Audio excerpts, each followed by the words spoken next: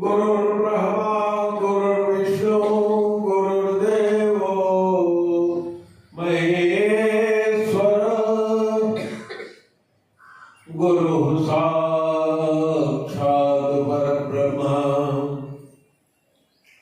तस्मै श्री गुरुवे नमः। अखंड मंडलाकारं व्याप्तं येन चराचरं तत्पदं दर्शितं येन तस्मै श्री गुरुवे नमः। अज्ञानतिमिरान्धस्य ज्ञानाञ्जनशलाकया चक्षुरुन्मीलितं येन तस्मै श्री गुरुवे नमः। ब्रह्मानन्दं परमसुखदं केवलं ज्ञानमूर्तिं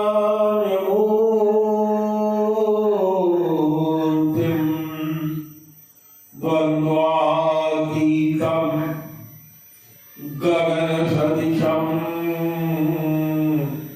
तत्त्वमस्यादिलक्ष्यम् एकं नित्यं विमलं अचलं सर्वधी साक्षिभूतं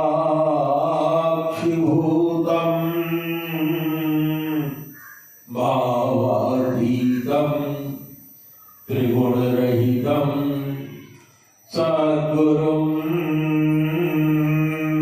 तं नमामि। अनेक जन्म संप्राप्तं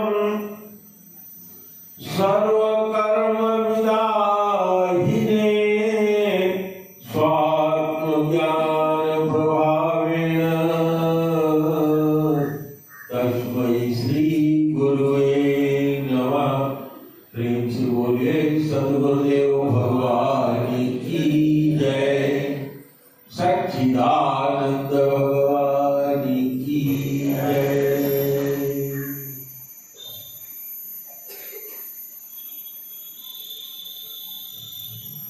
अभी आप श्री मयंक जी महाराज से जो मानस मयंक है, यह रामचरित मानस और इसके वो चंद्रमा है। मयंक माने चंद्रमा। और कैसे चंद्रमा है?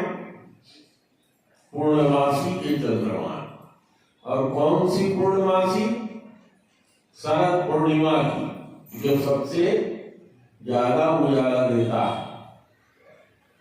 और शरद पूर्णिमा की जो चांद है वो विरहियों को बहुत दुख देता है।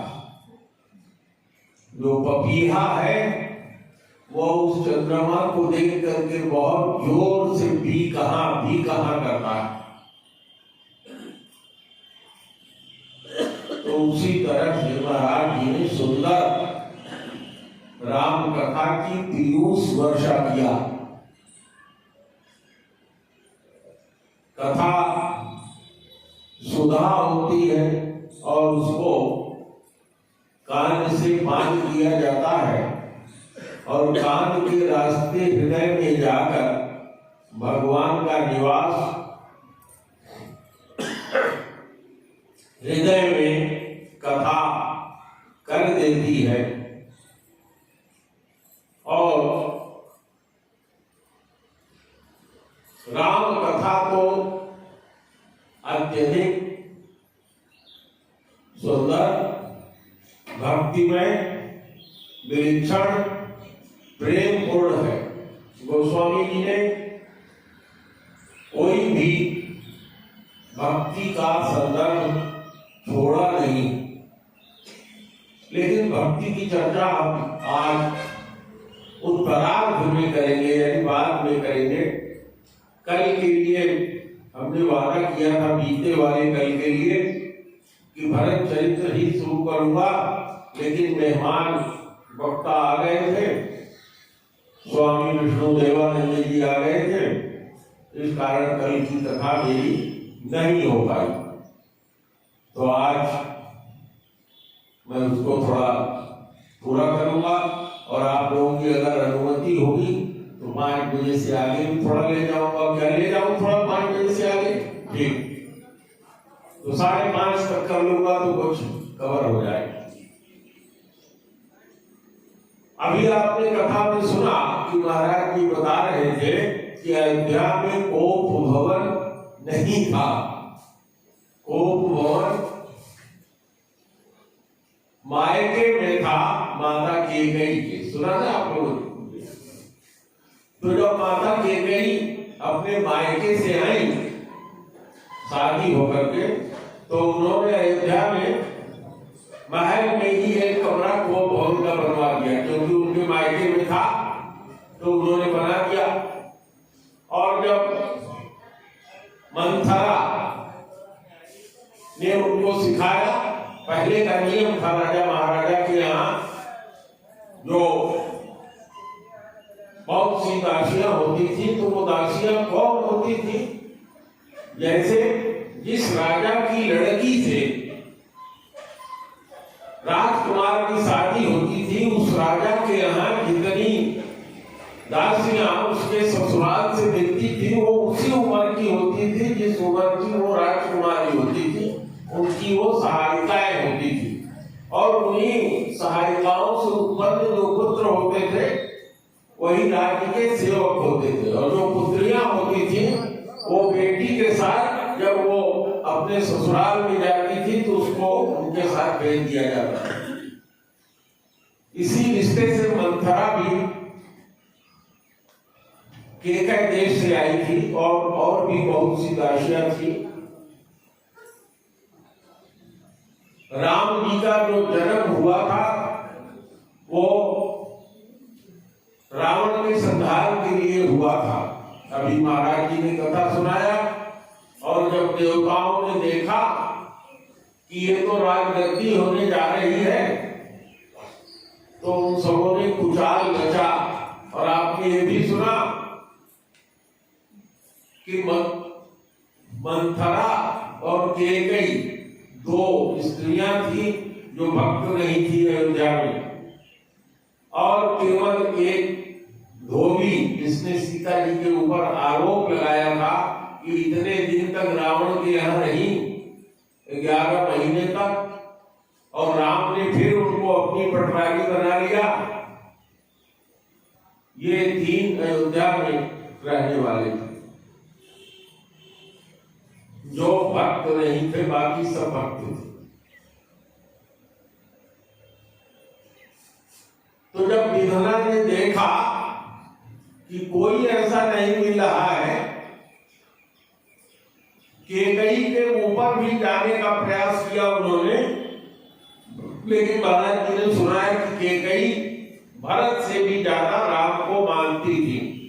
तो उनके मति में भी राम विराजमान थे, वहां कोई अवकाश नहीं था, वहां कोई स्थान नहीं था जिसमें माता विधना, ब्रह्मा की पत्नी ब्रह्माणी जो विधना कहलाती है, विधाता की पत्नी, वो जाए।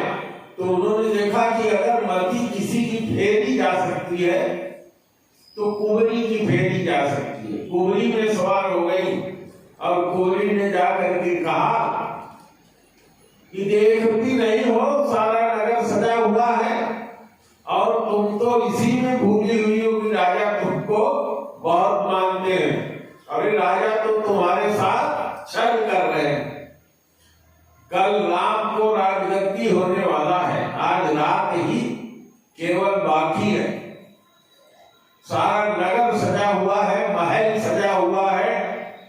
माता केकई ने कहा बहुत अच्छी खबर तुमने दिया है,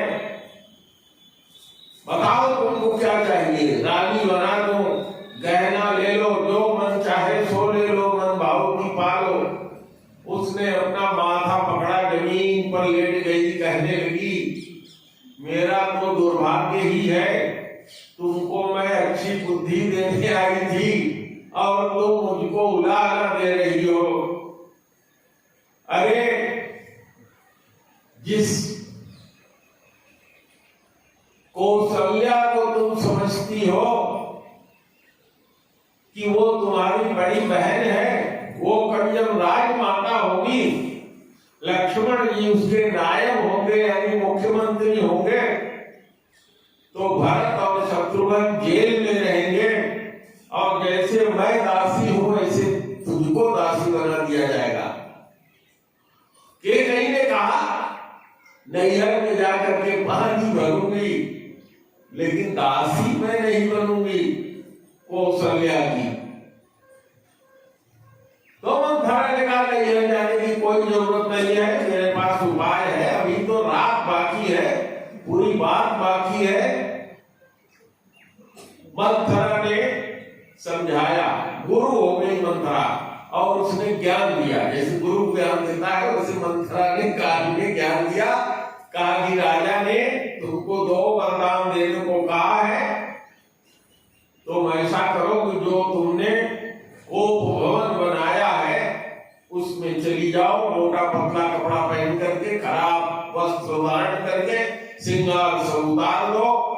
गोस्वामी जी लिखते हैं कि जैसे केकई ने अपने आप विधवा होने का नाटक जैसे किया था, वही उसके जीवन में घट गया। इसलिए हम लोगों को कभी नाटक से भी कोई गलत चीज नहीं सोचनी चाहिए। जो सोचोगे वही होगा, क्योंकि ईश्वर तुम्हारे हृदय में निवास करता है, तुम ईश्वर के अंश हो और जो चाहोगे वही हो जाएगा।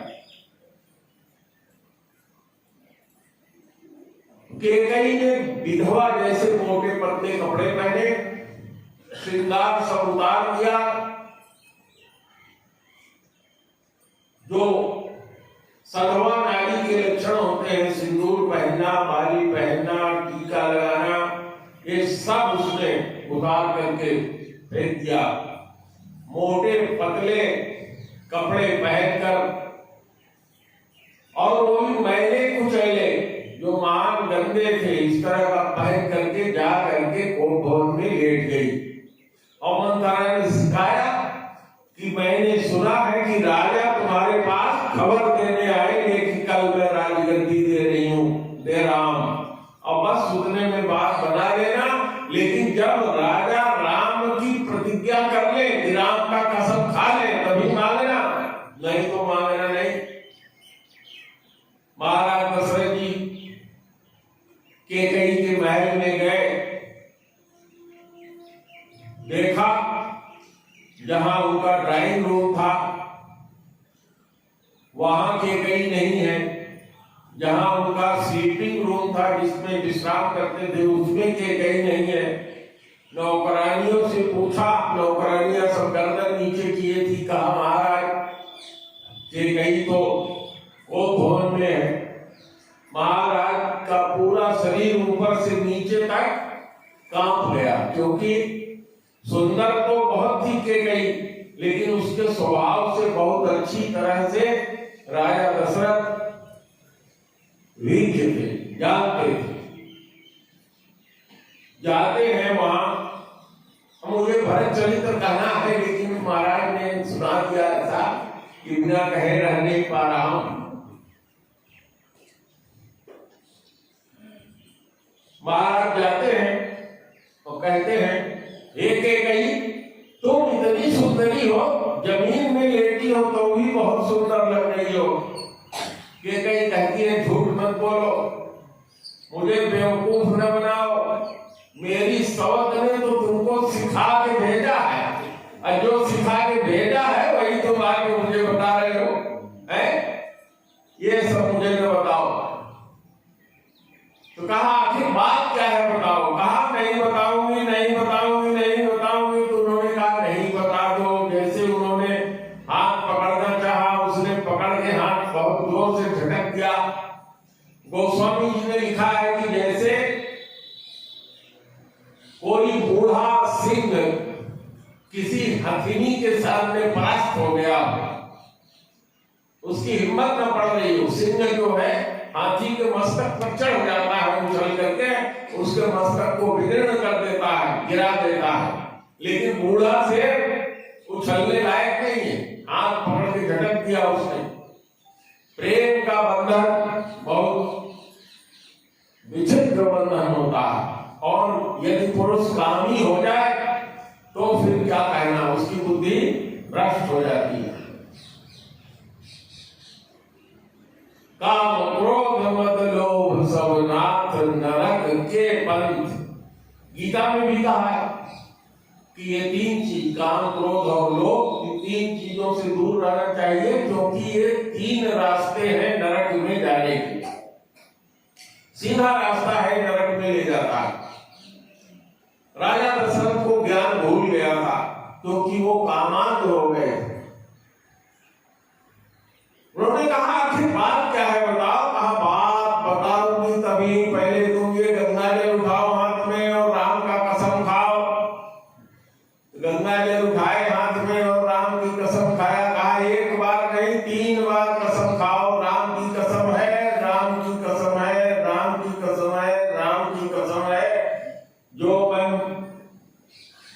तो मांगोगी वो मैं दूंगा। फिर वही किया उन्होंने। उसने कहा पहला वर, वो वर देने की भी क्या बात थी। महाराज दशरथ जो है वो इंद्र के यहाँ जाया करते थे और इंद्र अपनी आधी गद्दी दे देता था उनको बैठने के लिए। इंद्र के इंद्रासन में जो इंद्रासन की गद्दी थी उसमें चौड़ा था, जैसे हम लोग सोफा रखते हैं 2 लोगों को बैठने वाला, उस तरह से आधे में इंद्र बैठते थे, आधे में राजा दशरथ। तो राजा दशरथ कैकेयी के साथ गए हुए थे देवासुर संग्राम में, और जब वहां से युद्ध कर रहे थे तो उनके धूरा का कीला गिर गया, और कैकेयी भी युद्ध में उनके साथ बैठी थी, बहुत वीर थी वो। उसने देखा कि इसका कीला निकल गया है, धुरा निकल गया है, अब रथ का पहिया छटक जाएगा, महाराज भी गिरेंगे, हम भी गिरेंगे और दुश्मनों के हाथ से पराभव होगा।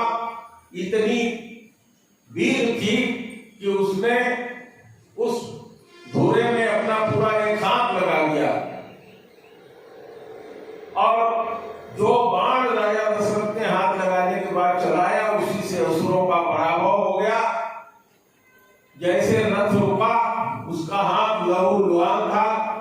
महाराज दशरथ ने पूछा, देखा?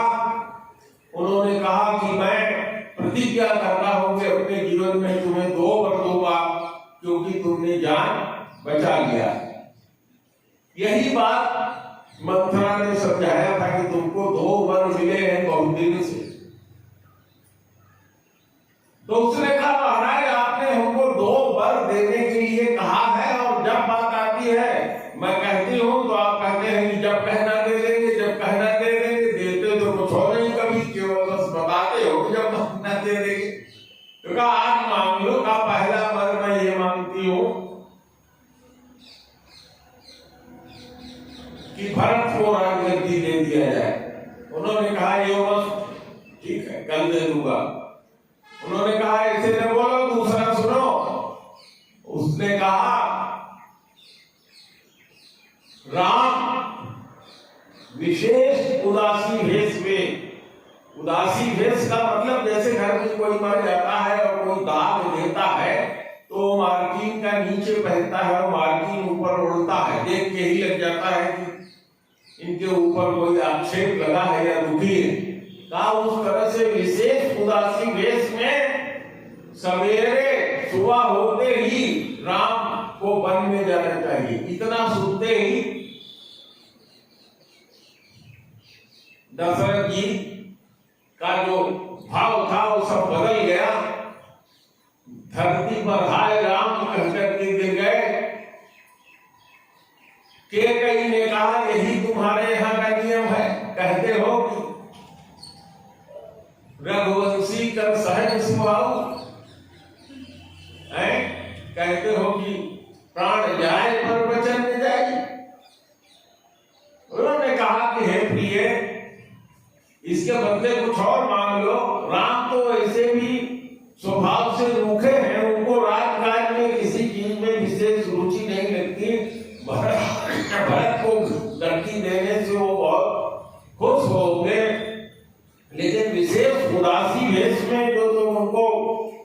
भेजना चाहती हो इसको बदल दो। बेहोश होकर गिर गए, उसने छोड़ दिया, ऐसे मर जाओ। सवेरे 3 बजे दुबदुबी बजती थी, राजा जब उठते थे, जितने बंदी होते थे सब गान करते थे, महाराज का सब दान पाते थे। आज सवेरा हो गया, बंदी लोग खड़े हैं कि महाराज उठे हो। दुबदुबी भी बज गई, नगाड़ा बजाया जो जाता था, लेकिन महाराज उठे नहीं। महल में उजाला नहीं हुआ। सुमंत जी जो उनका रथ भी चलाते थे और उनके मंत्री भी थे, सबसे नजदीक मंत्री थे, मित्र भी थे उनके, उनको भेजा गया, आप राजमहल में जा सकते हैं, जाकर देखिए। सुमंत जी जब महल में गए, देखा दशरथ जी बेहोश गिरे हुए। दशरथ जी तो कुछ कह नहीं पाए, कैकेयी ने सारी बात समझा दी, जाकर राम से कह दो, सारी बात बता दिया। सुमंत जी जब जाते थे कहीं भी तो उनके ऊपर चौर छत्र लगता था, राजशाही का छत्र लगता था। 2 नौकर छत्र लेकर के खड़े होते थे, दाहिने बाएं, आगे ढोल बजाने वाला डगला डगला बजाते हुए जाता था, आवाज होती थी सावधान सुमंत जी आ रहे हैं। लेकिन आज सुमंत जी अकेले उदासी वेश में दौड़ते हुए राम जी के महल में गए। राम जी ने कहा, आप हमें बुला लिए होते, आप क्यों आए? सुमंत जी ने कहा, बेटा सुनो, चलो पिताजी वहां हैं, कुछ बताया नहीं। राम जी ने भी कोई तैयारी नहीं की, न तिलक लगाया, न वस्त्र बदले, न राजसी भेष ठाट, कुछ भी नहीं, भागते हुए वहां गए। देखा पिताजी बेहोश पड़े हुए। एक बार कैकेयी ने कहा, राम आ गया है, तो सुन करके राम का नाम सुनते जरा सा होश आया, ऐसे देखे आंख खोलते दिल से और देखा कि इसी राम को बन जाना होगा, फिर बेहोश होकर के गिर गए। कैकेयी ने ऐसे बाण चलाया जैसे भीलनी बाण चलाती है किसी ग्रह को मारने के लिए, बिल्कुल उसके अंदर उसका जो वचन था बहुत ही कर्कश था। उस कर्कश वचन से उसने राम से कहा, ये सब तेरे कारण हो रहा है, जो तेरा बाप यहाँ गिरा हुआ है तेरे कारण हो रहा है, जो कल तू गद्दी लेगा ना उसी कारण गिरे हुए हैं। तेरे बाप ने मुझको 2 वर देने को कहा था, पहला कहा था लेकिन आज तक दिया नहीं। आज पहला वर दिया है कि भरत राजा हो जाए, और दूसरा वर दिया है कि विशेष उदासी वेश में सवेरा होने से पहले तुम वन को चले जाओ। भगवान राम ने कहा, माता ये कौन सी बड़ी बात है, मैं तो कल से जब पिताजी ने कहा था कि तुम्हारा राज्य होगा, तब से मैं इस बात पर विचार कर रहा था कि हंस वंश का गजब नियम है कि हम चारों भाई एक साथ पैदा हुए, एक साथ नामकरण हुआ, एक साथ जनेऊ हुआ, उपवीत हुआ, सब कुछ जितने भी संस्कार थे सब साथ साथ हुए, साथ साथ हम लोग पिता की आज्ञा से गुरु के घर पढ़ने के लिए गए। आज बड़े भाई को गद्दी हो रही है, छोटे भाइयों को गद्दी नहीं दी जा रही है। मेरे मन में तो इस बात का पहले से ही अफसोस था, मैं तो अति प्रसन्न हूं। कह करके उदासी भाव से घर जाते हैं, सब कथा सुन लिया आपने, और वहां से लौटते हैं, सब महाराज जी ने कथा सुना दिया। भरत जी और शत्रुघ्न जी कैकेयी देश में रहते हैं, वहां से चलते हैं, हमने कथा सुनाई थी आपको, और कथा वहां पर सुनाया था कि भरत जी आ गए हैं, और भरत जी अपनी मां से कह रहे हैं, राम विरोधी हृदय ते। भरत जी कह रहे हैं अपनी मां को कि राम का विरोधी तुमने हृदय से मुझको घोषित कर दिया, ऐसा काम कर दिया है कि अगर मैं सीना चीर के भी किसी को दिखाऊं तो कोई मानने को तैयार नहीं होगा। लोग यही सोचेंगे कि मेरी इच्छा थी इसलिए मेरी माता ने मेरे लिए गद्दी मांगी, तो राम विरोधी हृदय में प्रकट कीन विधि मोहि, अमो समान को पात की। इस ब्रह्मांड में मेरे समान पापी कौन है? बारी कहूं कछु तो, अगर मैं तुमको कहूं कि तुमने कुछ किया, तुम्हारे करने से कुछ हुआ, तो ये कहना बेकार है। विधना ने ही मुझे हृदय से इस तरह की परिस्थिति बना दिया कि मैं राम विरोधी सिद्ध हो गया। शत्रुघ्न भी साथ ही थे और माता ने बड़ी कुटिलता से भरत जी को समझाया था। शत्रुघ्न जी ने भी वो सब सुना था। गोस्वामी जी कैसे लिखते हैं? सुनी शत्रुघ्न मातु कुटिलाई, अजरहि गात रिस कछु न बनाई। उनका पूरा शरीर क्रोध से जल रहा है। गात माने शरीर, जरहि गात, और गुस्सा इतना है कि कुछ कह नहीं पा रहे। जिसको जिसको जाना हो निकल जाओ एक बार की, और किसी को जाना हो तो सोच लो चले जाओ।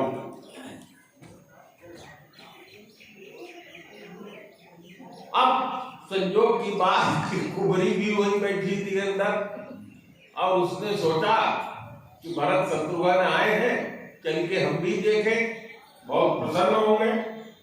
कहीं अवसर कुंवरी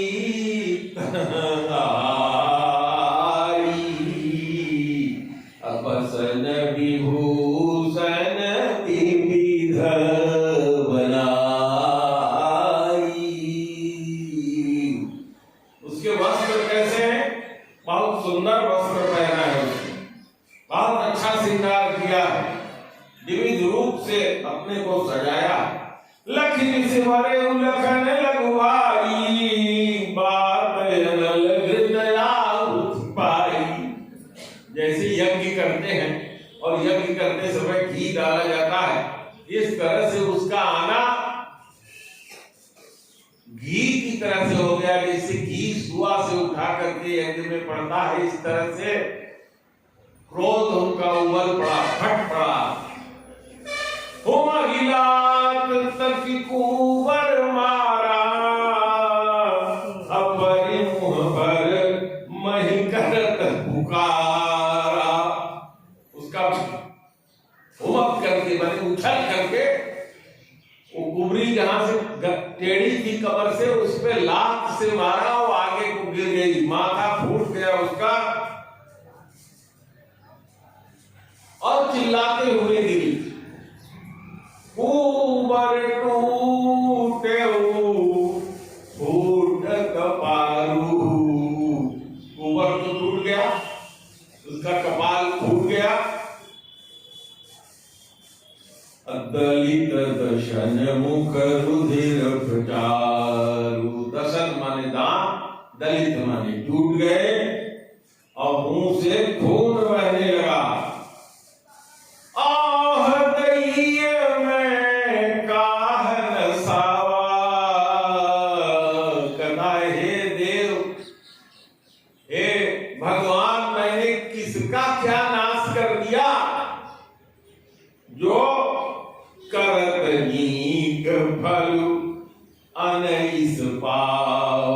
अच्छा काम किया और फल हमको ऐसा मिला।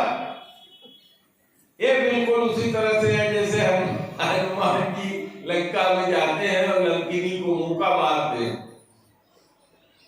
सुनील पुहन लखी नख सिख खोटी, लगे घसीटन धरी धरी चोटी।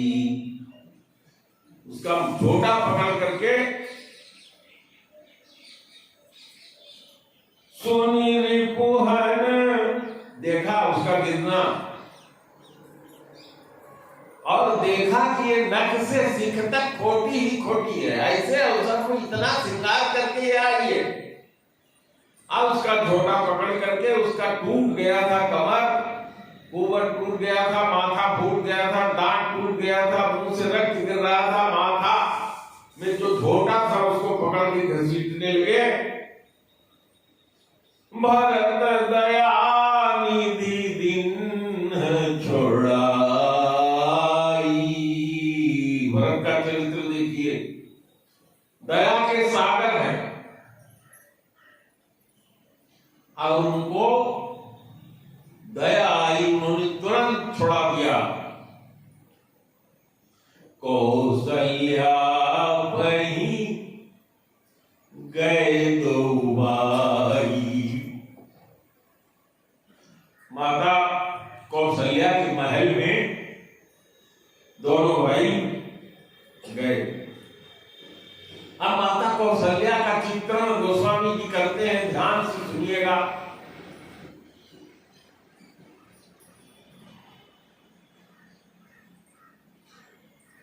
मलिन बसन विवरण विकल कृष्ण शरीर दुख भार। दुख के भार से उनका शरीर दुबला हो गया। वस्त्र कैसा है? मलिन है। अरे भरत और शत्रुघ्न को आने में समय लगा होगा ना, जितना समय लगा था उतने समय तक स्नान नहीं किया था, उसी वस्त्र को पहने वो धोत में बैठी रही, क्योंकि पति तो मर गए थे। मलिन वसन विवरण विकल, बाल जहां जहां फैले हुए, कृष्ण शरीर दुख गात, शरीर दुबला हो गया था और दुख से शरीर, गात माने शरीर। अकनक कलप भर बेली बन मानहु हनी तुषार। उपमा तुलसीदास जी ऐसी देते हैं। कहा जाता है कि उपमा कालिदास से, उपमा कालिदास का श्रेष्ठ है, लेकिन हमें तो लगता है कि कलयुग में कालिदास ही हिंदी में कविता लिखने के लिए तुलसी जी का शरीर धर के आ गए। क्या तुलना करते हैं?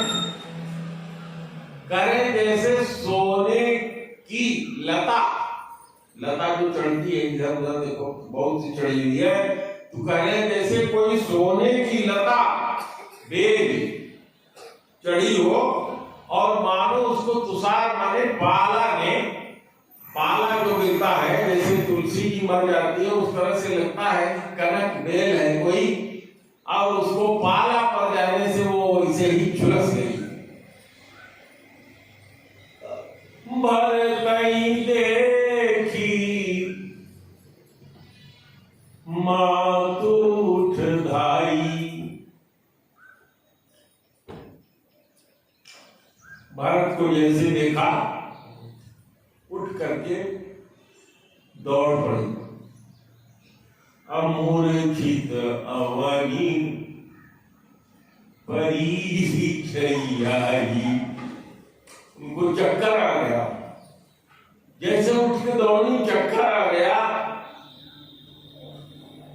झाई आ गई, जमीन पर मूर्छित होकर के गिर पड़ी।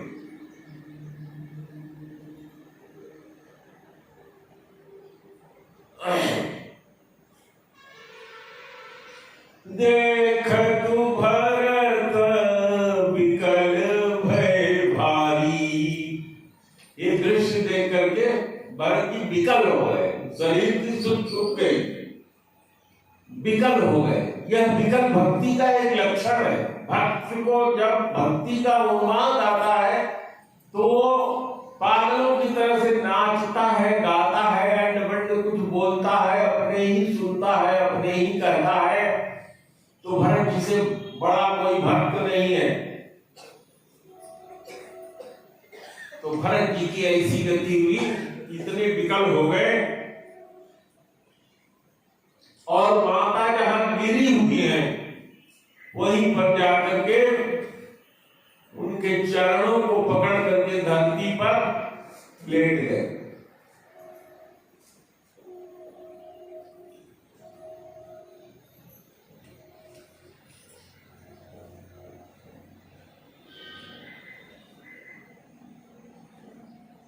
कहते हैं कि हे मां, पिताजी कहाँ है, मुझको दिखा दो। कहाँ सिया और राम और लक्ष्मण है, हमको दिखा दो। मातु तात कर देई दिखाई, कह सिया राम लखन दो भाई। अब यहां कहते क्या है, कैकेयी कत जनमी जग माझा। इस संसार में कैकेयी क्यों जन्म ले लिया कैकेयी ने इस संसार में, और अगर जन्म लिया भी तो बाज क्यों नहीं हो गई। जो जनमी भई काहे न बाझा, अगर जन्मी भी तो इसको बाज हो जाना चाहिए था, कोई बाल बच्चा नहीं होना चाहिए था। कुल कलंक जही जनमेहु मोही, और मेरे जैसे खानदान में कलंकी को पैदा किया या बना दिया। कुल कलंक जही जनमेहु मोही, अपजस भाजन प्रिय जन द्रोही। कहा मैं अपजस का भागी हो गया हूं उस माता के कारण, और अपने प्रिय जनों का मैं द्रोही हो गया हूं। यह मेरे ऊपर आरोप लग गया है, सिद्ध हो गया है। को त्रिभुवन मोहि सरस भागी, इस तीनों लोक में मेरे समान दुर्भाग्य वाला भागा कौन है। अगतिय सितोरी मातु ही लागी, ये मां जिसके मां होने के कारण मेरी ऐसी गति हो गई। पितु सुन पर वन रघुवर के तू, मैं केवल सब अनरथ हेतु। माता कौशल्या का चरण पकड़ करके नीचे रोते हुए पड़ गए, इस तरह से कह रहे कि पिता तो सुरपुर को चले गए, रघुवीर जैसे इस कुल के सूरज वन में चले गए, उनके ऊपर केतु का असर हो गया, और इस सब का अनर्थ का कारण केवल मैं और केवल मैं हूं। दिग मोहि भयउ वेणु बन आगी, वेद कहते हैं बांस, बांस के जंगल में अपने आप आग लग जाती है। जब गर्मी में हवा चलती है तेज से, आंधी जैसे आप लोग देखिए आ गया है मार्च के बाद अप्रैल, तो तेज हवा चलती है तो एक बांस दूसरे बांस से रगड़ता, और उस रगड़ने से चिंगारी पैदा हो जाती है, और अपने आप वो आग उसी बांस में लग जाती है, और पूरा जंगल बांस का अपने आप जल करके खाक हो जाता है। वही बात जी कह रहे हैं कि मैं तो जैसे वन जंगल बांस का जंगल हो, तो मैं उसी बांस के जंगल में अपने आप जो आग लग जाती है, उस तरह से आग लग गई है इस कुल में। अब दूसरा है दाह दुख दूषण भागी, शरीर में मेरे हृदय में बहुत कठोर जलन हो रही है, हृदय के अंदर बहुत दुख हो रहा है, और मैं उस कैकेयी के कारण इस दोष का भागी हो गया। अब सुनिएगा भरत जी क्या करते हैं माता कौशल्या से। हमारे तो आंखों में आंसू भर जाते हैं। मातु भरत के वचन मृदु सुनि पुनि उठी समारी।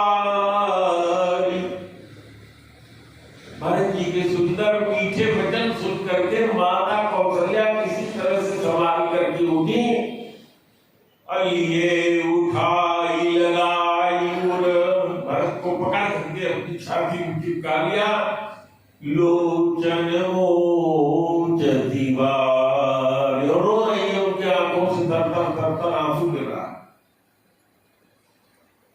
सरल सुभाय माय ही लाए, अतहित मनहु राम फिर आए।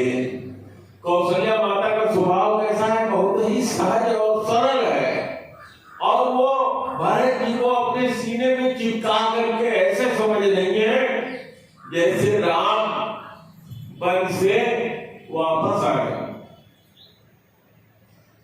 भेंटेउ बहुरी लखन लघुबाई। भरत जी को छोड़ने के बाद तब लक्ष्मण जी के छोटे भाई शत्रुघ्न जी को अपने गोदी में बैठा लिया। शोक सनेहुन हृदय समाई। शोक इतना है कि जो बच्चों का स्नेह इन दोनों के लिए बढ़ रहा है वो हृदय में समाता नहीं है। देखी सुभाव कहे सबको, राम मातु वस काहे न होई। माता कौशल्या का स्वभाव लेकर के सब लोग कहते हैं आखिर ये तो राम की माता है, तो बता कैसे इतना अच्छा मृदुल स्वभाव नहीं होगा। अर्थात भरत जी ये कहना चाहते हैं कि राम जी के कारण उनकी माता का स्वभाव बहुत अच्छा है, और मेरे कारण मेरी माता का स्वभाव बहुत कुटिल और बुरा हो गया है। और माता क्या कहती है भरत से? अजहु वक्ष बलि धीरज धरहु। हे बेटा, अब भी धीरज रखो अपने मन के अंदर। कुसुमय समुझी शोक परिहरहु। ये कुसुमय है, कुसुमय सबके ऊपर आता है। इसको कुसुमय जान करके जो ये शोक उत्पन्न हुआ है उसको छोड़ दो। जनि मानहु ही आनी गलानी, काल करम गति अघटित जानी। काल और कर्म में, काल माने समय और कर्म में जो लिखा होता है घटने के लिए कि ये होगा वो अवश्य होगा, ऐसा ही समझ करके हे बेटे कुसमय जान करके शोक न करो। अब माता सब समझती हैं, सीधे सीधे तो नहीं कह रही है कि कहीं को दोष ना दो, लेकिन क्या कहती हैं? काहु दोष देहु जनिता।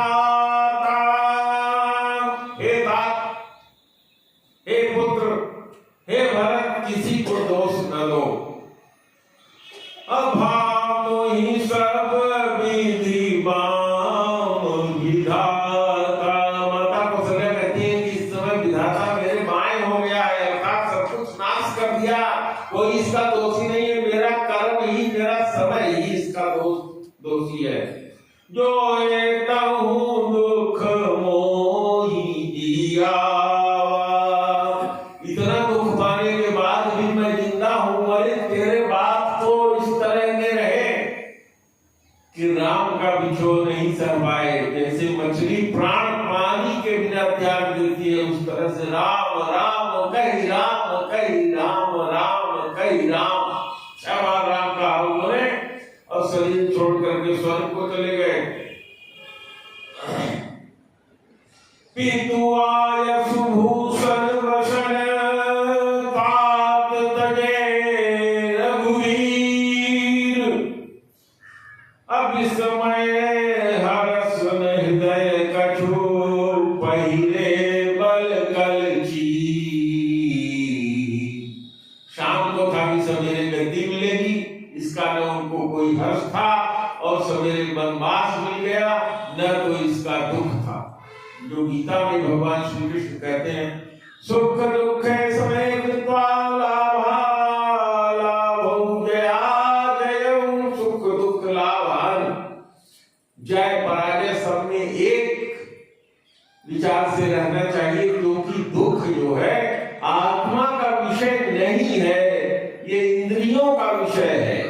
शरीर का विषय है, शरीर नाशवान है, शरीर माया से बना हुआ है, संसार के सारे रिश्ते माया के रिश्ते हैं और इसमें रहने वाला जो चैतन्य आत्मा है वो भगवान का स्वरूप है।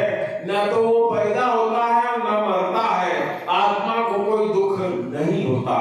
हम लोग दुख महसूस करते हैं इसलिए कि हम अपने को शरीर समझते हैं और सारे रिश्ते शरीर के मान करके इस शरीर के रिश्ते से दुख होता है तो उसको दुख, इस शरीर के रिश्ते से सुख होता है तो उसको सुख। लेकिन ऐसा है नहीं, ये केवल इंद्रियों का बाह्य विषय है, आत्मा का विषय नहीं है। आत्मा इससे निरपेक्ष रहता है। इसलिए जीव को चाहिए कि इस संसार में कमल के पत्ते की तरह से रहे, जितना पानी बढ़े उतना बढ़ जाए और जितना पानी घटे उतना घट जाए। इससे दोष मोह से व्यक्ति मुक्त हो जाता है।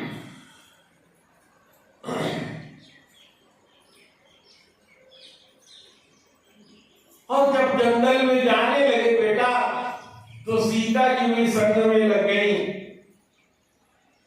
घर में रही नहीं, क्योंकि राम के चरण में उनका अत्यधिक प्रेम है, इसलिए वो भी संग लग गई, चली गई। और इतना सुन करके सुनता ही लखन चले उठी साथा, यह सुन करके लक्ष्मण भी साथ लग गए। लक्ष्मण जी तो अपने पत्नी को बताने भी नहीं गए कि मैं जंगल में जा रहा हूं, मां के पास गए। और जब राम जी ने कहा जाओ अपनी माता से आज्ञा ले आओ, तब गए। और माता सुमित्रा ने क्या कहा कि अगर राम और सीता वन में जा रहे हैं बेटा तो अयोध्या में मेरा कोई काम नहीं है।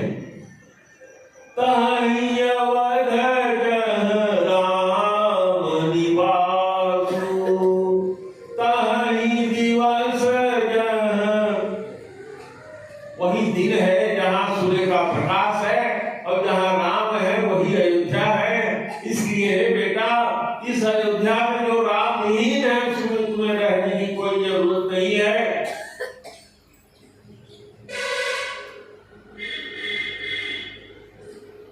तहीं दिवस जहाँ भानु प्रकाश,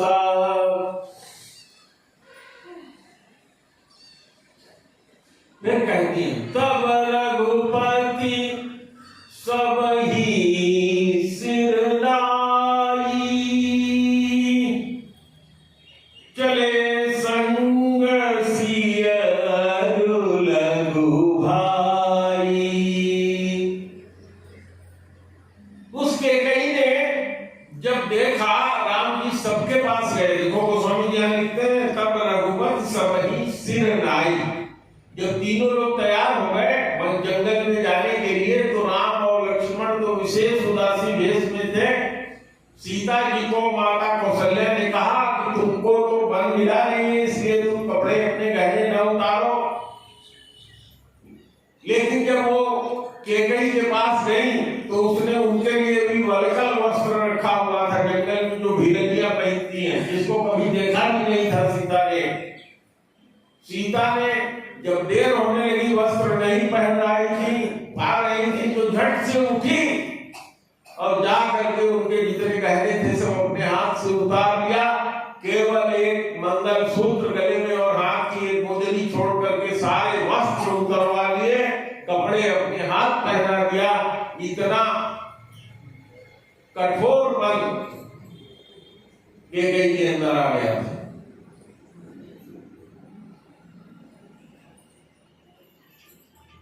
और माता कहती है कि मेरी इतना सब मेरे आंखों के सामने हुआ तो भी यह नर जो है जिंदा है। क्यों जिंदा है?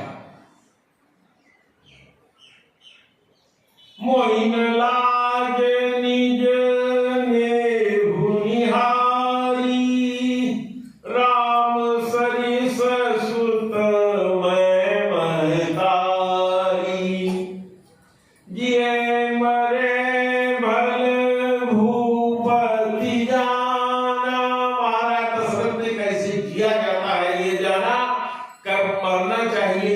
भली भांति वो जानते थे। अब मोर हृदय सत कुलिश समाना, मेरा हृदय कितना कठोर हो गया है, वज्र से भी 100 वज्र से भी कठोर हो गया है। राजा ने तो जीना मरना जाना और राम से छोड़ते ही प्राण छोड़ दिया, लेकिन मैं क्या बताऊं, पता नहीं है प्राण क्यों शरीर में है।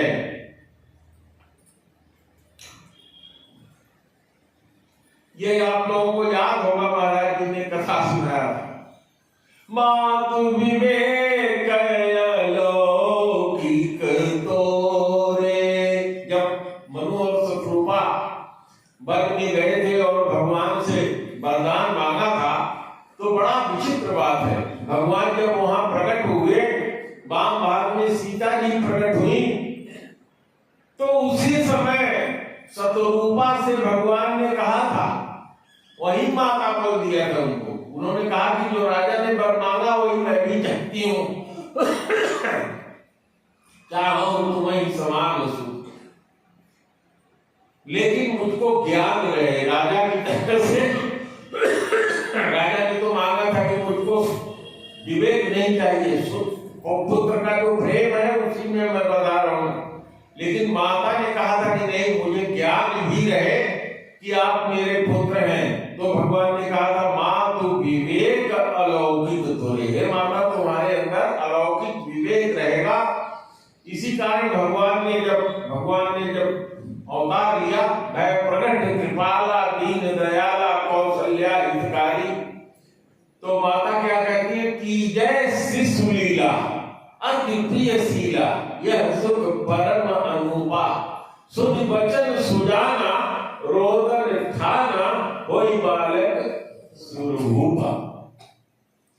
अब गोस्वामी जी क्या लिखते हैं, यह चरित्र जो गावहीं,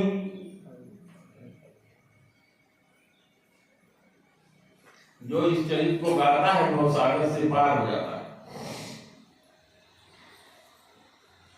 कौशल्या के वचन सुन भरत सहित रणवासु, व्याकुल विलपत राजगृह मानव शोक निवास। कौशल्या जी के वचन सुन करके भरत के सहित जितनी रानियां थी, भरत सहित रणनिवास, व्याकुल विलपत राजगृह, सब राजा के महल में विलाप कर रही हैं। मानव शोक निवास, ऐसा लग रहा है जैसे शोक ने उस राजमहल में निवास कर लिया। अब इसके आगे की जो चौपाइयां हैं वो इतनी पुनीत और इतनी दिव्य हैं, अर्थ से भरी हुई हैं कि बिल्कुल मन कहता है कि भौरे की तरह इन्हीं को रटते रहो, इन्हीं के चारों तरफ घूमते रहो भ्रमर बन करके।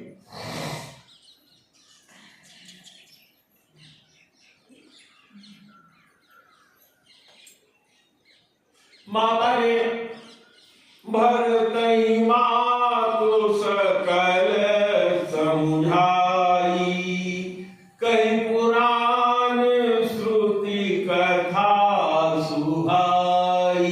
यहाँ माता भरत जी को पुराण और श्रुतियों की कथा सुना करके समझा रही है, और वहां मंथरा ने पुराण की कथा सुना करके क्या कहा था, जैसे कद्रू ने विदिता को दुख दिया था, तो कद्रू सर्पों की माता थी, विदिता गरुड़ जी और अरुण जी की माता थी। दोनों में एक बार बाजी लगी कि सूर्य की जो पूंछ है, दोनों एक ही की पत्नी थी, कश्यप जी की। कद्रू ने कहा कि वो सूर्य के घोड़े जो हैं, घोड़े तो सफेद है लेकिन पूंछ काली है। माता विदिता ने कहा कि नहीं, पूंछ काली नहीं। बाजी लग गई, ये बाजी लगी कि अगर सवेरे चल के हम लोग देखेंगे, कद्रू ने कहा अगर पूंछ काली होगी तो तुम जीवन भर मेरी गुलाम बनोगी, और विदिता ने कहा अगर पूंछ सफेद होगी तो तुम मेरा जीवन भर गुलामी करोगी। रात को जब कद्रू ने अपने बेटों को बताया तो सब कद्रू के बेटे थे। भगवान तो स्वयं सर्प के ऊपर लेटते हैं, उनको पता था कि सूर्य भगवान के जो घोड़े हैं उनकी पूंछ के बाल भी सफेद हैं। वो सब सर्प जा करके छोटा छोटा रूप धारण करके पूंछ में इस तरह से लिपट गए कि पूंछ काली दिखाई पड़ी। उस सवेरे जब दोनों बहने गई देखने तो सूर्य के घोड़ों की पूंछ सफेद न होकर के पूंछ के बाल तक सब काली दिखाई पड़े। विनीता जो है गुलाम बन गई, बहुत दिन तक गुलामी करती रही। एक दिन उसने अपने पति से कहा, कश्यप जी से,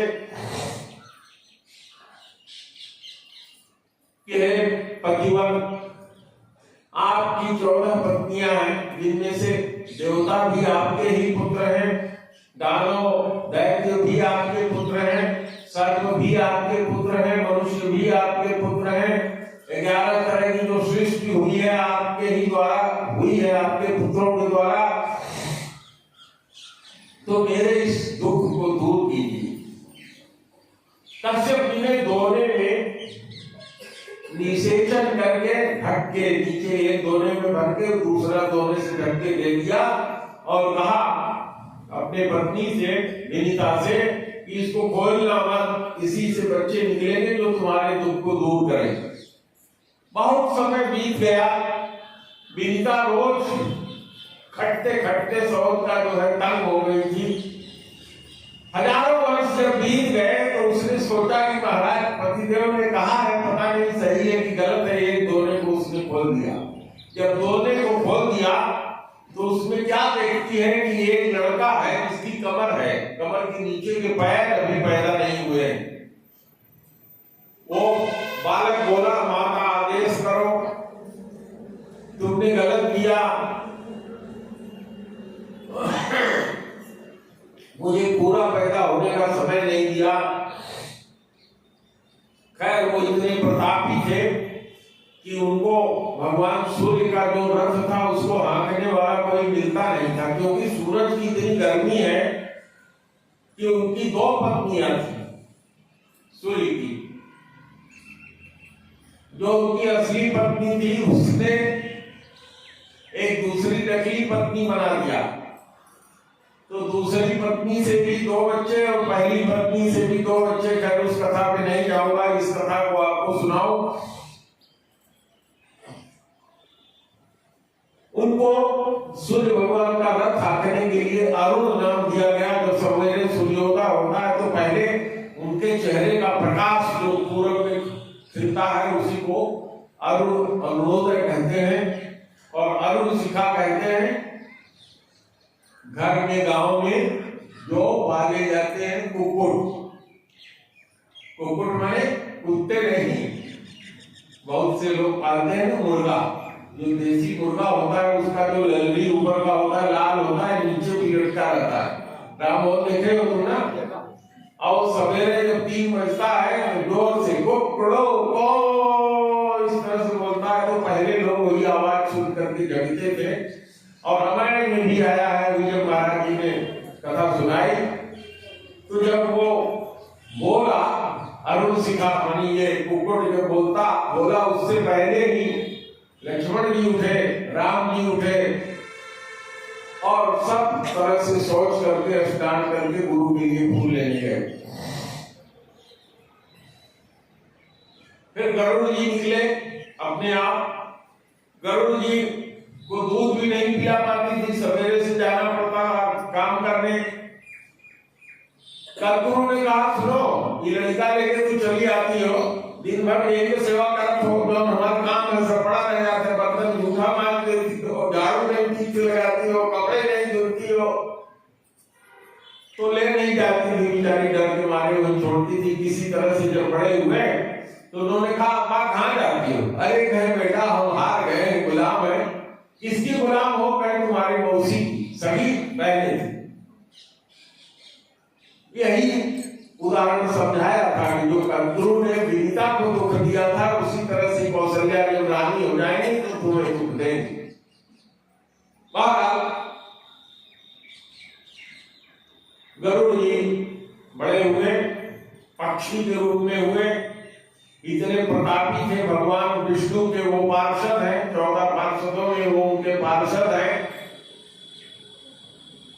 उन्होंने देवताओं से युद्ध किया, देवता लोग और उनके मौसी के ही तो लड़के हैं इंद्र वगैरह, क्योंकि 14 पत्नियां हैं तो 14 मौसियां उनकी हुई है, तो उनकी मां हुई 13 मौसी। तो मौसी का जो लड़का हम लोगों को देखने में लगता है कि कैसे इंद्र के आ गए होंगे, लेकिन जो आपके परिवार में देखिए, जो आपके लड़की थी मौसी है, उसके लड़के को जाने में कोई दिक्कत तो है नहीं। मौसा के लड़कों से भाइयों से मिलने में भी कोई दिक्कत नहीं होती है। गए गरुड़ इंद्र के पास, कहा कि अमृत दे दो, हमारी मां मुक्त हो जाए। उसने कहा ऐसे नहीं देंगे, बड़ा युद्ध हुआ, इंद्र को पराजित किया। इंद्र जब पराजित हो गया तो कहा कि ये अमृत तो चंद्रमा के पास है।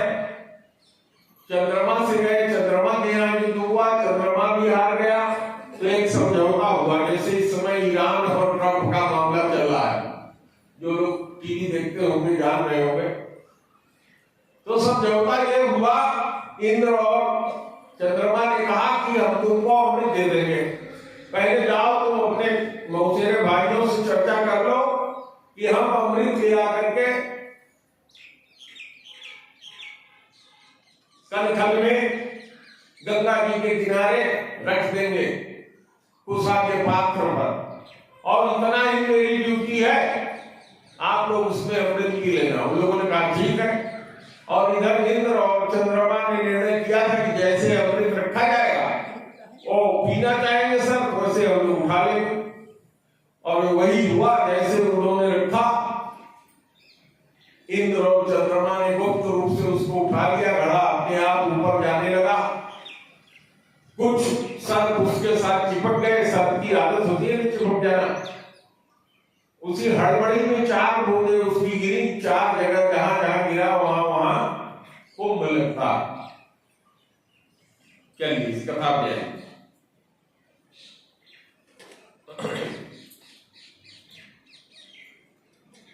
अब भरत की सफाई दे रहे हैं। सफाई कैसे दे रहे हैं अपनी माता कौशल्या से।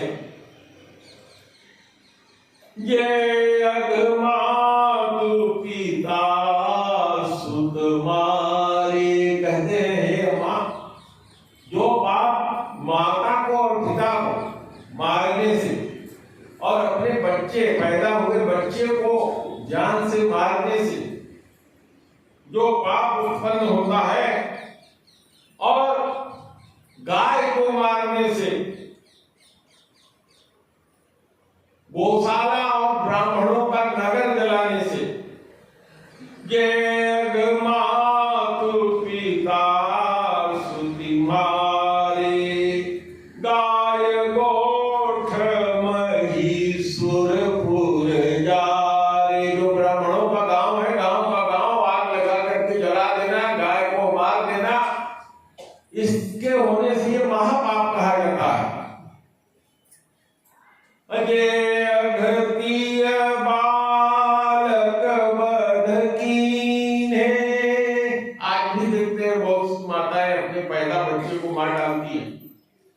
देखा है तो तब भी रहा होगा, तब गोस्वामी जी ने लिखा है, जो पाप मां अपने पैदा बच्चे को मारने से जो पाप लगता है, ये अघृतीय बालक वध कीने, मीत महीपति माहुर दीने।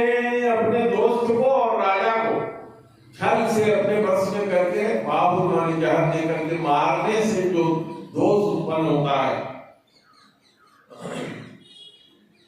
ये पातक उपपातक अहि। जो पाप और पाप के संघाती पाप, उपपाप जो होता है, कर्म वचन मन भव कभी कहीं। उपपाप क्या है? कर्म से, वचन से, मन से। ऐसा आदमी झूठ भी तो बोलता है कि हमने नहीं किया। ते पातक मोहि देहु विधाता। कौशल्या माता से कह रही कि वो पाप विधना हमको दे दे।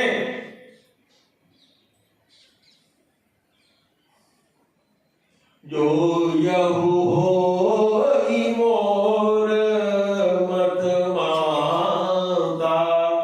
वो ये कह रहे हैं कि माँ, मैंने माँ से अपने नहीं कहा था मेरे लिए राज मांग लो, राम जी को वन भेज दो।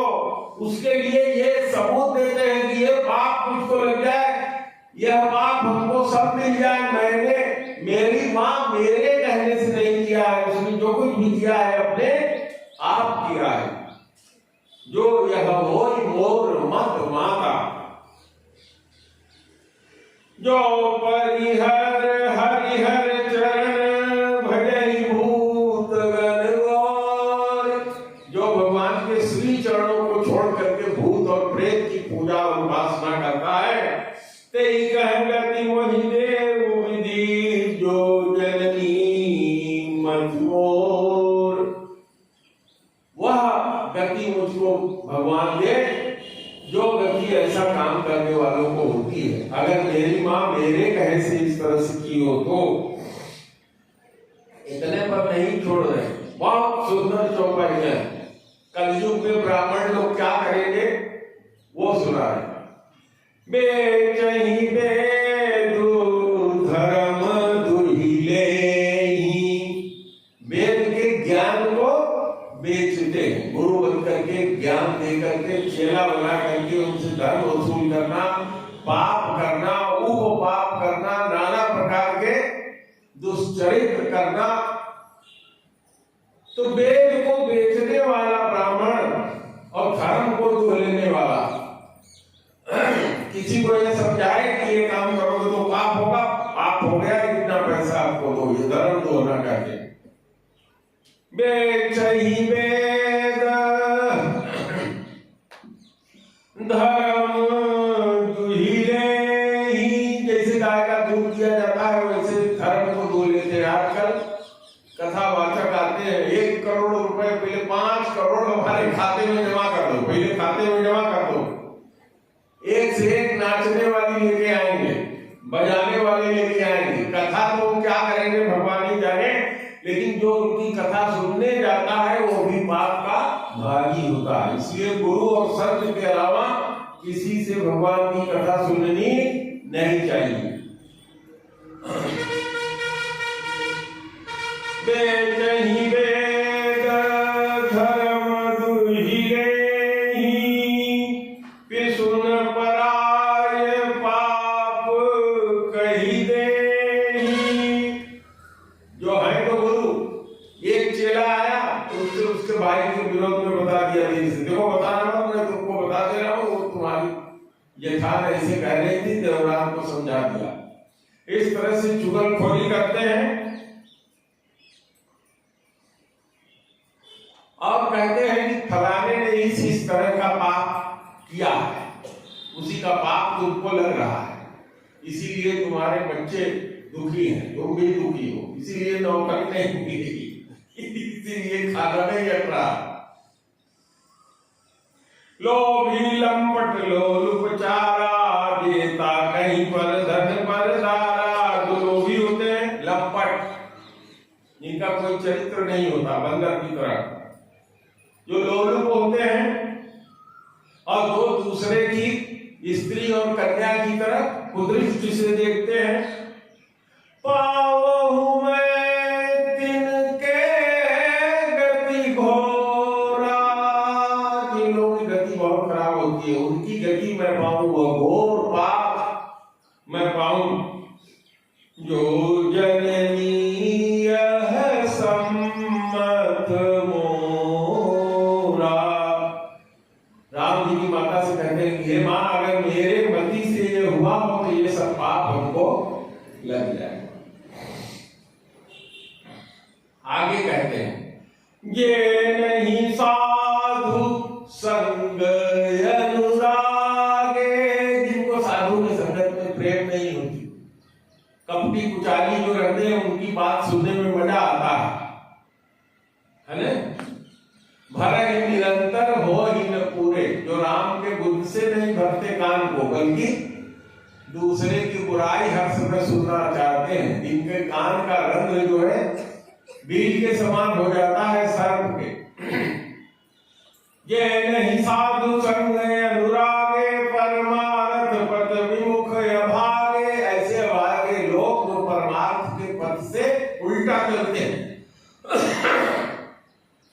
ये न बजहि हरि नर तनु पाई, जो हरि को नहीं बजते, नर का शरीर मनुष्य का शरीर पा करके अज्ञानी न हरि हर सुजस सुहाई, वो जब तक जीते हैं हरि और हर, भगवान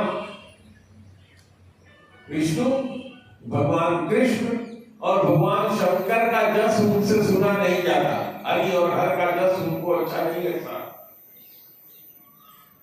तो आप ये जानिए श्रीमद् भागवत के 6ठे स्कंद के 7वें अध्याय के 9वें श्लोक में यही बात सुखदेव जी ने कहा उस पापी पुरुष के बारे में जिसने अपनी पत्नी को छोड़ करके एक पतुलिया को रख लिया था, जिसका नाम अजामिल था। तो यही कहा उन्होंने इस दोहे में, जो श्लोक में जो मैं आपको बता रहा हूं, कि इतने जितने तरह के पाप गोस्वामी जी ने यहाँ गिनाया है, अगर इतने तरह का पाप करने वाला व्यक्ति है और अपने जीवन में हरे कृष्ण कृष्ण कृष्ण हरे हरे, हरे राम राम राम हरे हरे, अपने बेटे का नाम जो पुकारा था, नारायण को भोजन दे दो, नारायण मेरी गोद में आ जाओ, नारायण बच्चा रात हो गई है मत खेलो, इस तरह से उसने नारायण का नाम लिया था। और मरते समय जमदूतों को उसने चोर समझ के नारायण को पुकारा था, और अनजाने में भी पुकारने पर उसको भगवान के दूतों ने सदगति दिया। तो भगवान का नाम इस तरह के पाप से मुक्त कर देता है। मातु भरत के वचन सुनी, साचे सरल सुहाय।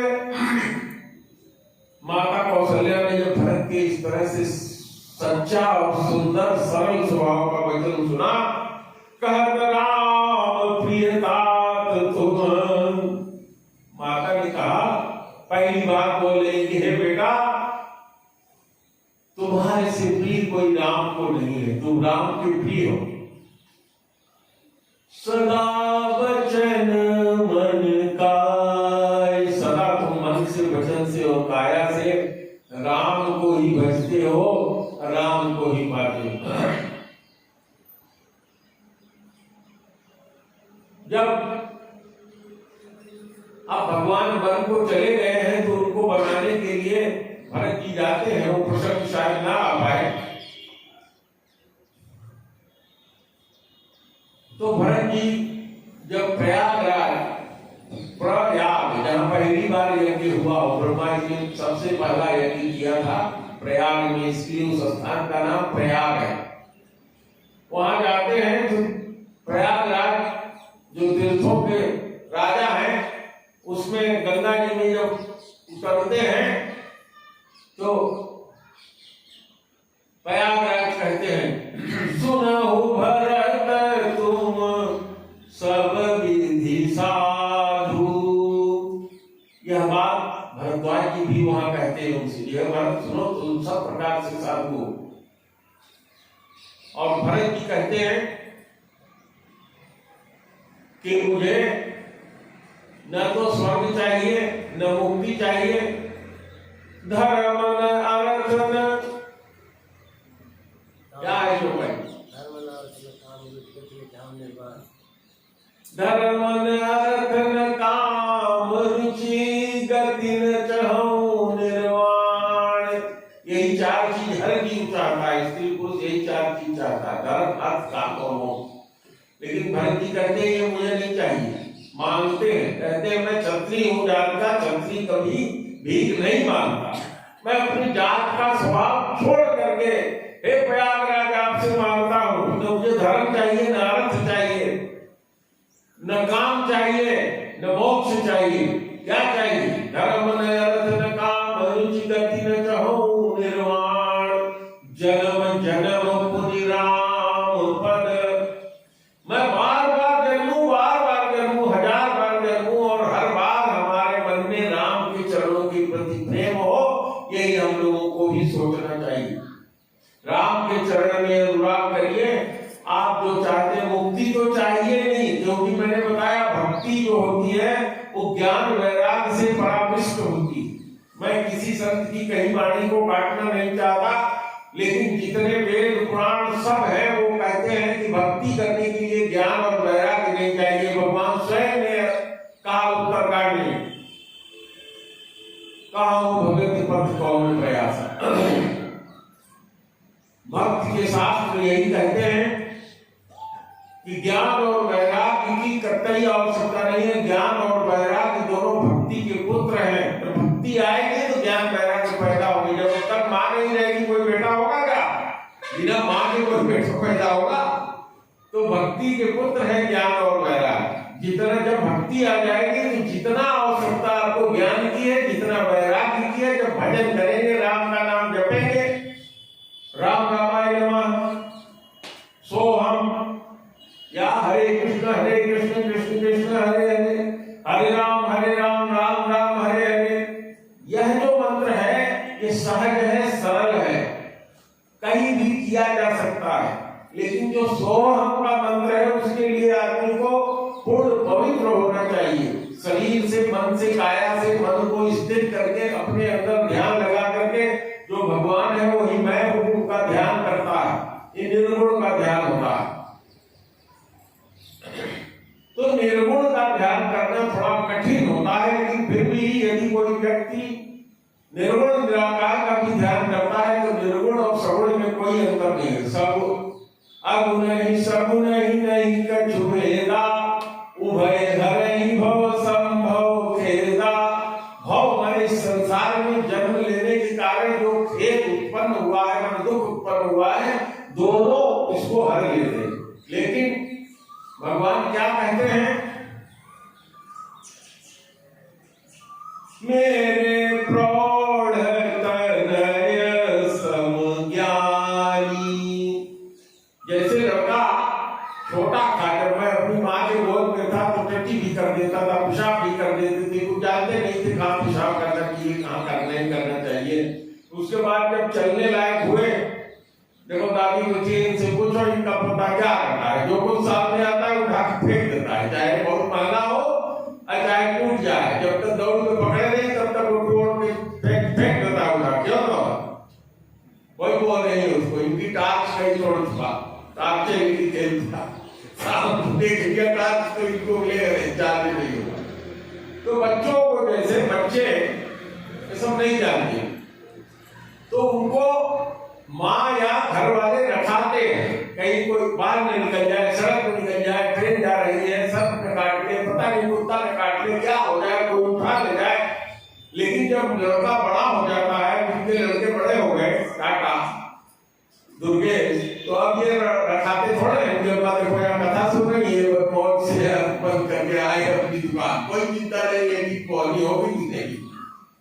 यहाँ बैठे प्रौढ़ तनय जब हो जाता है, सब संभाल लेता है तो उसकी कोई चिंता नहीं करता। तो भगवान कहते हैं जो ज्ञानी होता है, जो सोहम बचता है, वो मेरे सयाने बच्चों की तरह से, ज्ञानी बच्चों की तरह से। लेकिन जो मेरे भक्त होते हैं वो छोटे बालक की तरह से होते हैं। जैसे छोटे बालक को माँ रखाती है, वैसे मैं अपने भक्तों का निरीक्षण करता रहता हूँ, अपने गोद में रखता हूँ, उनको कोई गलत काम करने नहीं देता। इसीलिए कहते हैं कि अगर आप गुरु का हाथ पकड़ोगे, आप अगर गुरु का हाथ पकड़ोगे तो छूट सकता है, आप भगवान का हाथ पकड़ोगे तो छूट सकता है। लेकिन अगर भगवान पकड़ते हैं, पकड़ लो हाथ बनवारी, नहीं तो डूब जाएंगे। है ना? कितना सुंदर भजन है। लदी है पाप की गठरी हमारे सर पे ये भारी,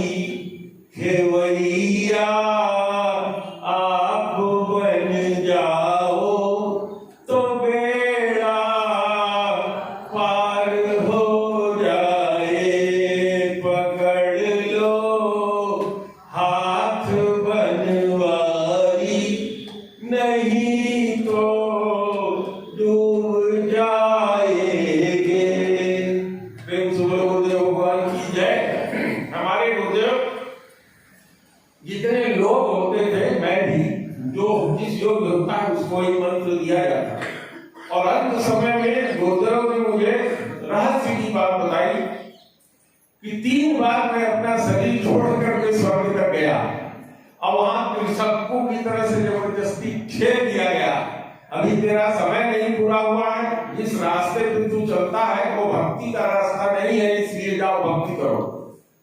कहते थे यहाँ बैठी है माताएं, सुन लीजिए, मैं चाहूं तो भी 100 साल जीऊं, लेकिन शरीर चिथड़ा हो गया है। 3-4 साल उन्होंने अपने शरीर को सुरक्षित किया, भगवान का मंदिर बनाना शुरू किया। उनसे कहा कबीरदास की, तुलसीदास की, मीरा की, सूर की मूर्ति ले आओ, और सबसे कहते थे भजन सुनाओ। कौन सा भजन? जब हाथी डूब रहा था, अरे तो भगवान को पुकारता, तो कहते थे वही भजन सुनाओ, उसी भाव में आओ। जो उस भाव में नहीं आता था तो कहते थे अगर तुम्हें मरना होगा तो ऐसे ही गाओगे। याद है? डांट देते थे, कहते थे नाम नाम सुनाओ, भजन सुनाओ, बेकार की बकवास की बात मेरे पास मत करो, डंडा लगा देते थे, क्योंकि लोग पहचानते नहीं तो उनको संसार की चीज मांगने आती थी। तो भगवान कहते हैं कि जो मेरा भक्त होता है छोटे बच्चे की तरह से होता है, मैं हर समय उसकी रखवाली करता हूँ, और जो ज्ञानी होता है मेरे बड़े बच्चे की तरह से हो जाता है, उसकी हमें चिंता नहीं है, उसको अपने आप अपनी रक्षा करनी होती है। इसलिए भक्ति का मार्ग हमेशा श्रेष्ठ है। श्रीमद् भागवत में भगवान ने कहा भक्त्या हमें दयाग्राह्यम, मैं केवल भक्ति से मिलता हूँ।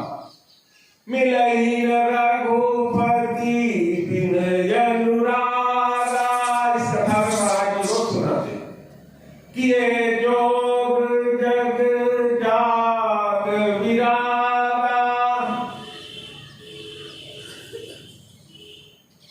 तो बिनु सत्संग हरि कथा अदेह बिन मोहन भाव, अमोह गए बिन राम पद होहिन दृढ़ अनुराग। पहले दिन हमने आपको सुनाया था, अनुराग माने प्रेम, अनु माने पीछे, प्रेम के पीछे। जैसे गन्ना होता है उसका रस होता है, रस को जब जलाते हैं गुड़ बनता है, खाड़ बनता है, मिश्री बनती है।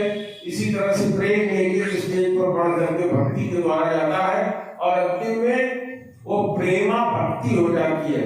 भक्ति को स्त्री का स्वरूप दिया गया, प्रेमा भक्ति। माँ जैसी सेवा कर देती है बच्चों की। कभी उठाए वो छोटे बच्चे को लैट्रिन में पड़ा था, कोई बात उठाए दिखाए कि मैंने किया, मुझे नहीं लगता। आज भी बच्चे की सेवा करने से लेकर ड्यूटी जाने तक, खाना बनाने की देने तक, पति चाहता है कि अगर वो जा रहा है मोबाइल भूल रहा है तो बीवी उसका भी ख्याल करके उसको दे दे, नहीं 100 गाली देते। माँ की गाली, बहन की गाली, साली तुमने समय सिखा दिया, अब मैं भूल रहा था मोबाइल को, क्यों नहीं मेरे में रख दिया। ये संसार की गति है। तो भगवान कहते हैं कि छोटे बच्चा मेरा भक्त होता है, बड़ा जो होता है प्रौढ़ हो जाता है। इसी तरह से भरत जी ने सुनाया, बहुत भांत से कह करके भरत जी रोते रहे।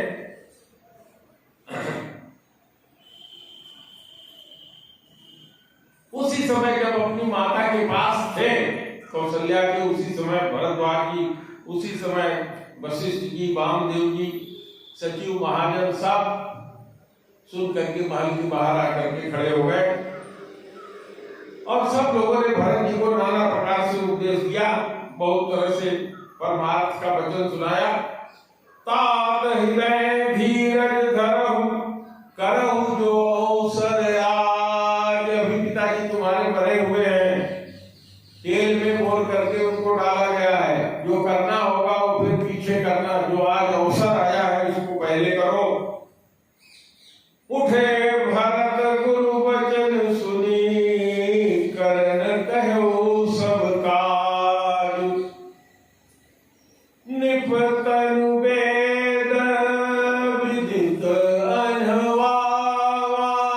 आप लोगों ने किसी मृतक का जानकर किया, माताओं ने भी किया होगा, कि सास मरी होगी या कोई घर की महिला बूढ़ी मरती है तो उसको स्नान या दाग देने वाला लड़का नहीं नहलाता, कोई बहू नहलाती है। क्या नियम परंपरा बताओ आप लोग?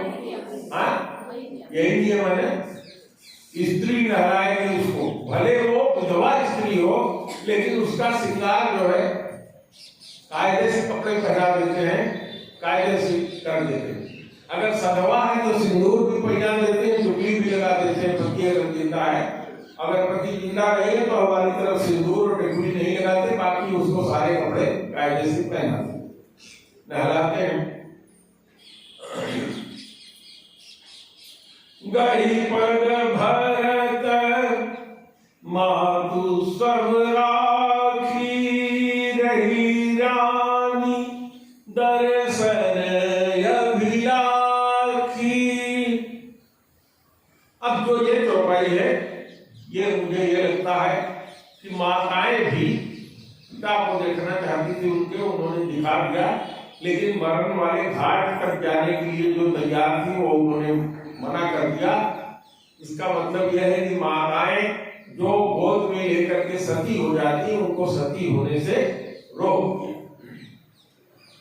चंदन अगर भार बहु आए, अमित अनेक सुगंध सुहाए, सरजुती रचिता नाई, जन सुरपुर सोपान सुहाई, एक विधिदार क्रिया सब कीनी, विधवत न्याय तिलांजलि दीनी।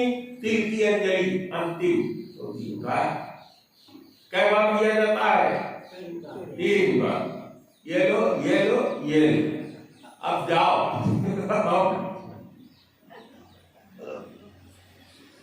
जस जस मुनिवर आर्य सुदीना, तस तस सहस भांति सब कीना। जो मुनिवर ने आज्ञा दिया उसको हजारों हजारों बार किया। भय विशुद्ध दिए सब दाना, धेनु वाली गजवाहन नाना। धेनु दिया, गज मैंने हाथी दिया, वाहन नाना प्रकार के घोड़े दिया। सिंहासन भूषण वसन, अन्न धरण धन धाम, दिए भरत लई भूमि सुर। धरती के देवताओं यानी ब्राह्मणों को दिया। भय परिपूर्ण काम, जिसको जो चाहिए था उतना दान दिया दशरथ जी को। पितु हित भरत कीन जस करनी। अब देखिए, बड़े भाग्य की बात होती है, राम के हाथ से क्रिया नहीं लिखी थी दशरथ की। ऐसे मेरे हाथ से भी मेरे पिता की क्रिया नहीं लिखी थी। बस 8वें दिन पहुंचा, मेरे से छोटा भाई सब क्रिया किया। अब मेरी माँ जिंदा है तो मैंने अभी जिंदा ही उनके कह दिया है कि इनकी क्रिया भी तो नहीं करोगे। पता नहीं मैं आऊंगा कि नहीं, लेकिन जाऊंगा तो जरूर मन नहीं मानेगा, लेकिन कह दिया क्रिया जरूर करना। और घर का जितना पूजा पाठ जितना कार्य होता है, संन्यास लेने से पहले मैंने उनको सौंप दिया। मेरे बेटों की शादी में भी मेरे छोटे भाई ने ही वो अगर की पूजा से लेके जितनी चीज होती है सब उसमें किया।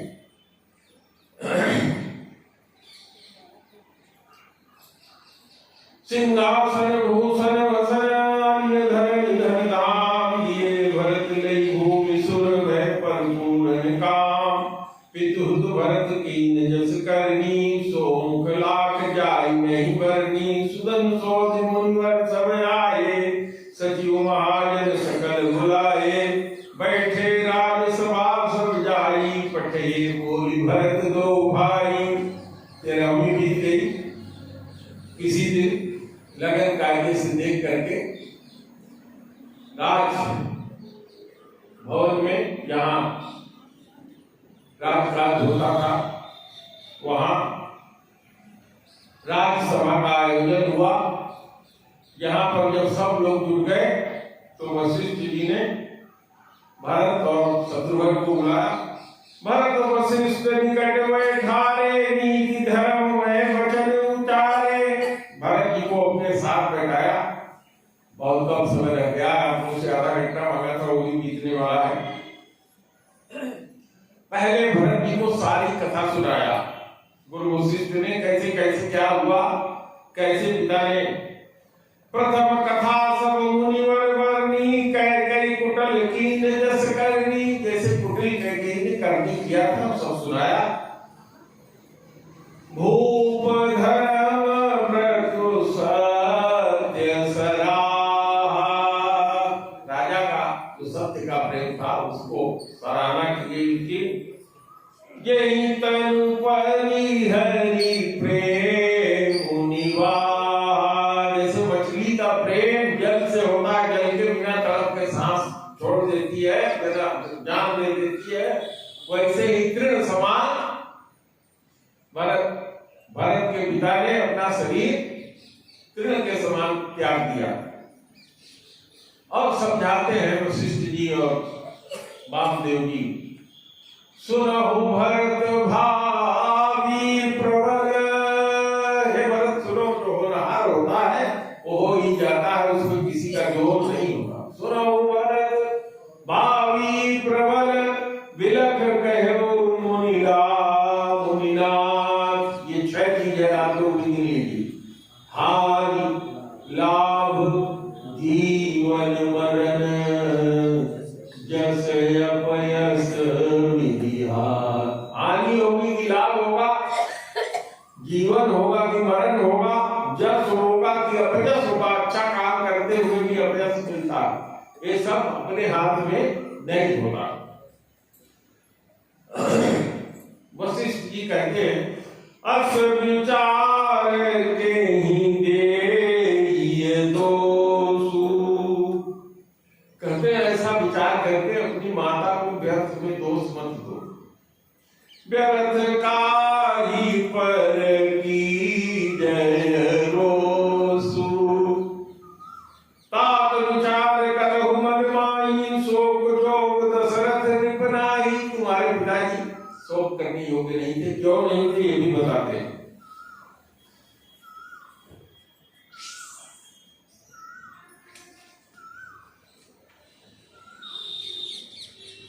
बताते हैं, उतना सुना करके कथा की समाप्त कर दूंगा। सोचिए विप्र जो वेद वीना।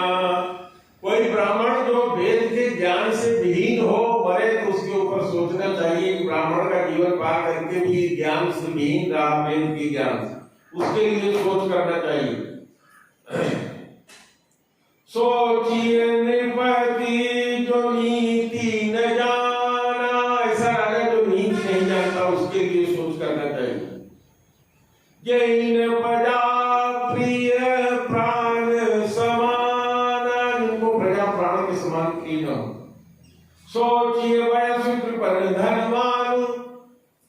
जो बनिया धनवान है लेकिन कृपण हो, वो सोच के योग्य है। क्यों?